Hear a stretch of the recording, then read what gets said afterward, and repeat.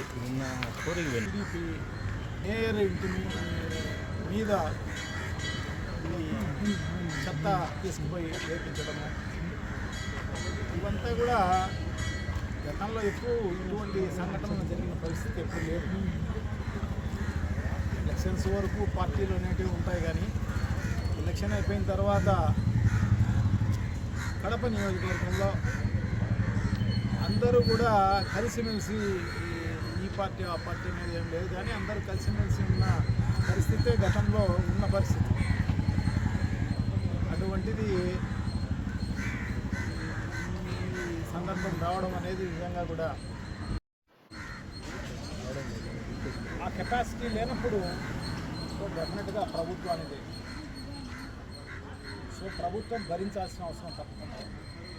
User charges అనేది ఎప్పుడైతే తీసేసామని అంటున్నారో అది జీవో రాలేదని చెప్పేసి అంటారు, కానీ ఓవరాల్గా చెప్పినందువల్ల ఎవరు కట్టని పరిస్థితి, అన్ని చోట్ల తీసేసిన పరిస్థితి ఉంది. అది ప్రజల మెప్పు కోసం అలా చెప్పడం జరిగిందో ఏమో, కానీ మొత్తం పైన యూజర్ ఛార్జెస్ అనేది ఇప్పుడు గురించి కాదు, దాదాపు 20 ఏళ్ళ నుంచి యూజర్ ఛార్జెస్ గతం నుంచి ఉండేటి అవన్నీ కూడా. సో ప్రజలు కూడా ఎందుకంటే స్థానిక సంస్థలు ఆర్థికంగా లేనప్పుడు, ఎందుకంటే ఇదంతా కూడా బాగా కరెక్ట్గా మెయింటైన్ చేయాలంటే ఖచ్చితంగా ఎంప్లాయీస్ అవసరం ఉంటారు. ఎంప్లాయీసే కాకపోకుండా వెహికల్స్ అవసరం ఉంటాయి, అన్నీ అవసరం ఉంటాయి. సో ఇటువంటి బేర్ చేయాలంటే స్థానిక సంస్థలకు సంబంధించి మున్సిపల్ కార్పొరేషన్ అంటే కొంచెం పర్వాలేదేమో, మామూలుగా అయితే స్థానిక సంస్థలకు సంబంధించి పంచాయతీల్లో అయితేనేమి ఇక్కడంతా కూడా డబ్బులు ఏమీ ఉండవు. సో అటువంటి పరిస్థితుల్లో ప్రభుత్వమే బేర్ చేయాల్సిన అవసరం ఉంది. అది యూజర్ ఛార్జెస్ వద్దు అన్నప్పుడు ఖచ్చితంగా ప్రభుత్వం దాన్ని స్పాన్సర్ చేయాల్సిన అవసరం తప్పకుండా ఉంది. ఎంతైతే అంత డబ్బులు వాళ్ళు ఇచ్చి చేయాలి, మెయింటైన్ చేయాల్సిన అవసరం తప్పకుండా ఉంది. సో దానికి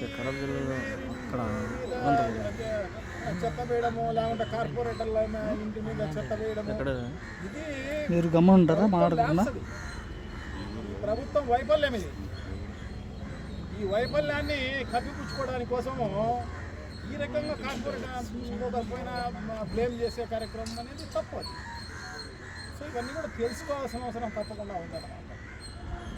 సో మనం ఏవైనా దానికి ఒకవేళ ఏదైనా దానిపైన బాగా చర్యలు తీసుకోవాలంటే ఖచ్చితంగా చంద్రబాబు దగ్గరికి పోయి, ముఖ్యమంత్రి గారి దగ్గరికి పోయి రప్పని చేయాలి.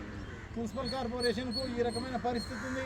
సో ఇటువంటి పరిస్థితుల్లో మీరు ఇంత డబ్బులు మున్సిపల్ కార్పొరేషన్కి ఇవ్వండి అని చెప్పేసి, మరి టీడీపీకి సంబంధించిన ఎమ్మెల్యేనే కాబట్టి తప్పకుండా రప్పని చేయవచ్చు,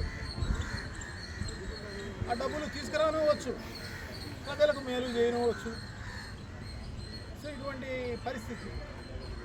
సో భవిష్యత్తులో ఇటువంటి పునరావృతం కాకూడదు అని చెప్పేసి నేనైతే భావిస్తాను. సో అదే విషయం ఎస్పీ గారికి కూడా చెప్పండి, ఎస్పీ గారు కూడా సానుకూలంగా స్పందిస్తారు అని చెప్పేసి భావిస్తాను. అతని పాటు డిప్యూటీ సీఎం